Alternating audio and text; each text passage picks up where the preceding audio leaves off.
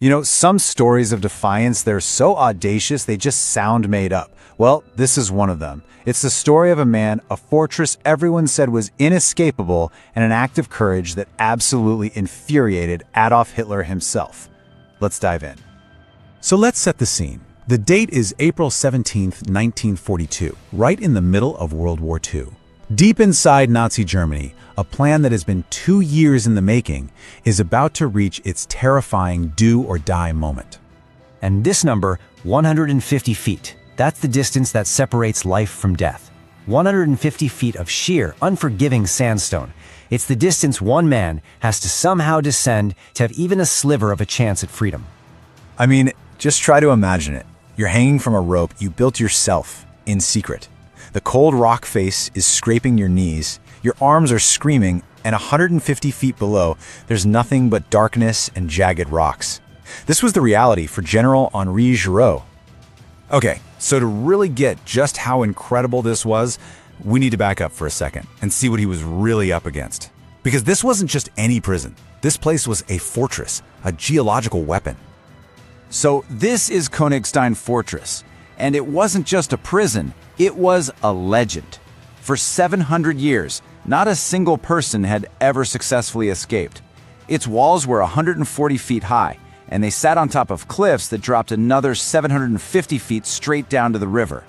The inmates had a nickname for it, the Coffin Cliff, and Hitler himself, he had personally declared it escape-proof. So who was the man who dared to challenge this perfect record? Not some young, agile commando, no. It was Henri Giraud. At the time, he was France's highest-ranking captured general, a 63-year-old man who walked with a limp, thanks to an old wound from the First World War. To the guards, he was just a relic. They had absolutely no idea what he was truly capable of. But here's the thing, where the Nazis saw impenetrable walls, Giraud saw a puzzle. And for the next 23 months, he started to solve it, piece by meticulous piece. His plan really was built on 3 pillars of absolute genius. First, he had to find a flaw, any weakness in this so-called perfect fortress. Second, he had to build his most important tool, a 150-foot rope, out of literally nothing. And third, he had to find a way to talk to his allies on the outside, right under the noses of the Nazi censors. Now, his solution for communicating was sheer elegance. Every letter he wrote was read by multiple censors, so any kind of normal code was totally out of the question. Instead, Giraud came up with a system where the first letter of each sentence, when read downwards, spelled out a secret message. It was hiding in plain sight. So, to a German censor, this is just a boring, homesick letter from an old man. Remind Aunt Helen to water the roses. Do tell me about the weather, just noise. But to his wife and the French resistance, the first letter spelled out critical instructions. R-E-N-D-E-Z. The start of the word rendezvous. Absolutely brilliant.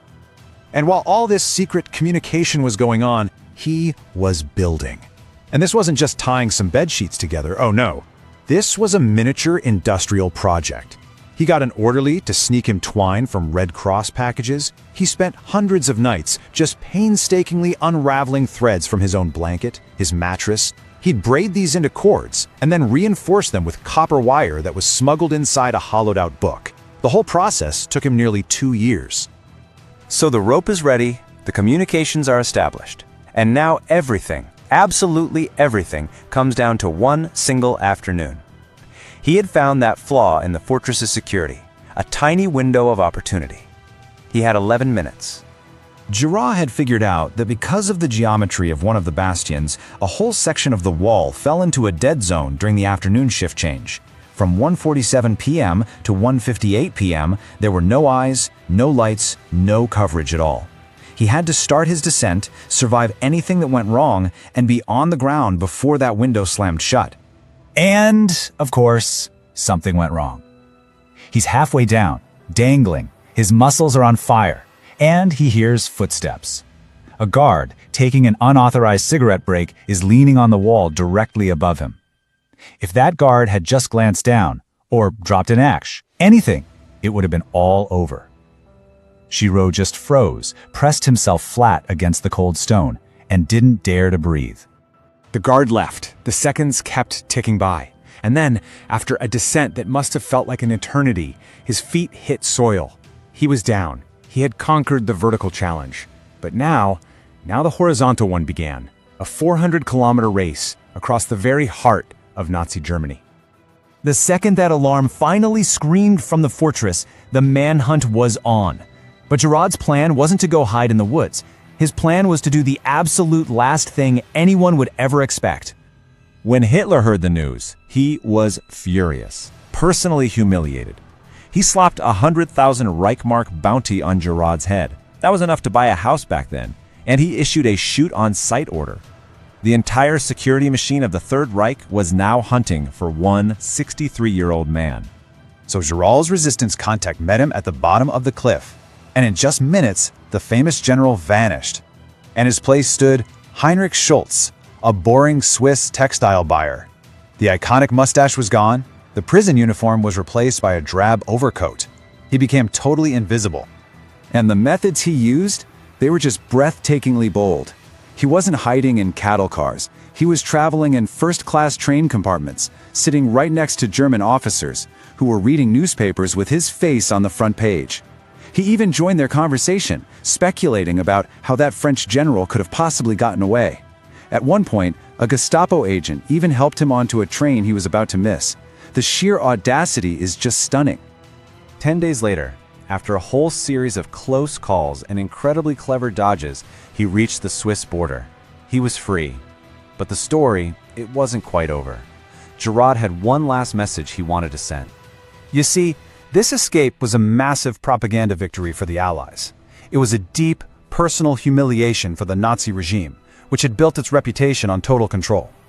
But for the French resistance, it was like a thunderclap of inspiration. If a 63-year-old grandfather could outwit the Reich's best, then what else was possible? And this is just the perfect ending. When the guards finally searched his empty cell, they found this little message scratched into the stone windowsill. Au revoir et merci. Goodbye and thank you. It's the ultimate parting shot, a final, polite insult carved right into the rock of the inescapable fortress. It really leaves you wondering, doesn't it? Giraud's escape was a masterpiece of planning and physical endurance, for sure. But maybe the most important tool he had wasn't the rope he built or the route he mapped out. Maybe it was just an unbreakable spirit that simply refused to accept the walls his enemies had built around him.